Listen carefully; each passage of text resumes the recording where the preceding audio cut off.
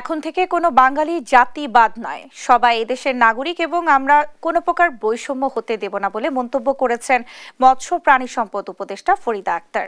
শুক্রবার রাজধানীর মিরপুরে বিজু মেলা 2025 অনুষ্ঠানের প্রধান অতিথির বক্তৃতায় এ মন্তব্য করেন তিনি। বলেন, গুণ, প্রতিভা আর ক্ষমতা থাকা সত্ত্বেও ক্ষুদ্র নিগোষ্ঠীর মানুষ পিছিয়ে থাকার পেছনে পূর্বের বৈষম্য ভিত্তিক সমাজ দায়ী।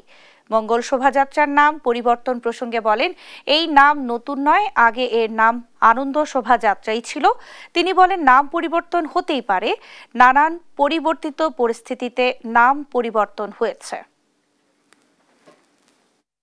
আমরা অন্য জাতিদের প্রতি অবিচার করেছি, কাজে এখন কোনো বাঙালি জাতিবাদ নয়, আমরা সবাই মানুষ, সবাই এদেশের নাগরিক এবং সবাই সমান অধিকারে আমরা বেঁচে থাকতে চাই।